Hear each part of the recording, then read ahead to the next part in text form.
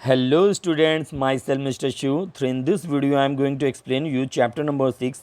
The name of the chapter you can see here, The Daffodils by William Wordsworth. Before starting the line by line explanation of this poem, I want to say something about this poem. इसमें कविता का अर्थ क्या है इसके बारे में बताना चाहता हूँ हिंदी में इसको एक्सप्लेन करने से पहले। कविता में कवि एक बादल की तरह तैरते हुए एक सुनहरे डैफोडिल्स के खेत को देखता है जो हवा में नाचते हुए दिखाई देते हैं। कवि को यह दृश्य इतना प्रेरक लगता है, मोटिवेशनल लगता है कि वह इसे अपने दिल में संजो लेता है और जब वह उदास या अकेला होता है तो वह यह दृश्य उसके दिल के को खुशी से भर देता है। कविता का मुख्य बिंदु क्या है? पहला, प्रकृति की सुंदरता। कविता में प्रकृति की सुंदरता का वर्णन किया गया है जो कवि को प्रेरित करता है। सेकंड, आनंद और खुशी। कविता में आनंद और खुशी की भावना को व्यक्त किया गया है जो कवि को प्रकृति के साथ जोड़ने से मिलती है।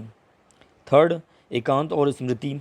कविता में एकांत और स्मृति के महत्व को दर्शाया गया है जो कवि को अपने अनुभवों को संजोने और उन्हें याद रखने में मदद करता है। कविता द डैफोडिल्स के माध्यम से कवि विलियम वर्ड्सवर्थ बच्चों को कई महत्वपूर्ण बातें कहना चाहता है। पहला क्या है? प्रकृति की सुंदरता का महत्व है। कवि बच्चों को प्रकृति की सुंदरता को समझाने और उनकी सराहना करने के लिए प्रेरित करता है। सेकंड, आनंद और खुशी का स्रोत। कविता में दिखाया गया है कि प्रकृति के साथ जुड़ने से हमें आनंद और खुशी मिल सकती है। थर्ड, स्मृति और एकांत का महत्व। कवि बच्चों को अपने अनुभवों को संजोने और उन्हें याद रखने के महत्व को समझने के लिए प्रेरित करता है।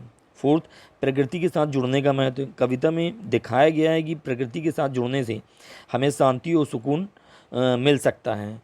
तो बेसिकली ये हम कह सकते हैं कि कविता का ये संदेश है कि प्रकृति की सुंदरता हमें आनंद और खुशी प्रदान कर सकती है और ये हमारे जीवन में एक महत्वपूर्ण भूमिका निभा सकती है। So let's start here the line by line explanation of this poem. I wandered lonely as a cloud that floats on a high over vales and hills. मैं अकेला भटक रहा था जैसे कोई बादल में ऊंची घाटियों और पहाड़ियों में तैरता हो। When all at once I saw a crowd, a host of a golden daffodils. जब अचानक मैंने एक भीड़ देखी सुनहरे फूलों की एक टोली झील के किनारे पेड़ों के नीचे हवा में लहराते और नाचते हुए। Besides the lake, beneath the trees, fluttering and dancing the breezes. Once again I repeat it in Hindi. मैं अकेले भटक रहा था जैसे कोई बादल ऊंची घाटियों और पहाड़ियों पर तैरता हूँ जब अचानक मैंने एक भीड़ देखी सुनहरे फूलों की एक टोली झील के किनारे पेड़ों के नीचे हवा में लहराते और नाचते। Continuous as the stars that shine and twinkle on the Milky Way. आकाश गंगा में चमकते और टिमटिमाते तारों की तरह वे निरंतर खाड़ी के किनारे कभी न समाप्त होने वाले। They stretched in a never ending line along the margin of a bay 10,000 saw I at a glance tossing their heads in a sprightly dance. खाड़ी के किनारे कभी न समाप्त होने वाली पंक्ति में फैले हुए थे। एक नज़र में मैंने 10,000 को देखा जो जोश से नाचते हुए अपने सिर को हिला रहे थे। यहाँ डैफोडिल्स के बारे में बोला कि लेखक कह रहा है कि मैंने एक ही नज़र में लगभग 10,000 डैफोडिल्स को देख लिया। यहाँ पर थोड़ा सा लेखक अतिशयोक्ति कर रहा है, हाइपरबोले का यूज़ कर रहा है। The waves beside them danced but they outdid the sparkling waves in a Glee.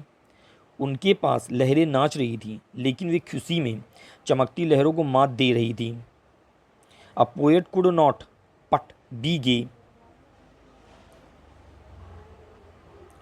एक कवि ऐसे उल्लासमय समाज में प्रसन्न हुए बिना नहीं रह सकता था। In such a jocund company, I gazed and gazed, but little thought what wealth the show to me had brought. मैं देखता रहा और देखता रहा लेकिन ये नहीं सोचा कि यह शो मेरे लिए कितनी संपत्ति लेकर आया है। For oft when on my couch I lie in vacant or in a pensive mood, they flash upon that inward eye which is the bliss of solitude, and then my heart with pleasure fills and dances with the daffodils. क्योंकि अक्सर जब मैं अपने सोफे पर खाली या चिंतनशील मनोदशा में लेटा होता हूँ, यहाँ लेखक अपने बारे में बोल रहे हैं कि जब वह सोफे में खाली या चिंतनशील मनोदशा में लेटा होता है तो वे उस आंतरिक आँख पर चमकते हैं जो एकांत का आनंद है, और तब मेरे हृदय आनंद से भर जाता है और डैफोडिल्स के साथ नृत्य करता है।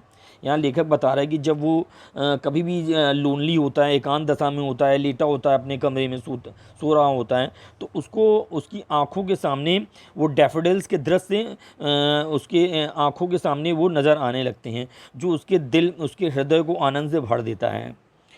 तो hopefully you understand this poem, and if you like my explanation, please like my video and subscribe me.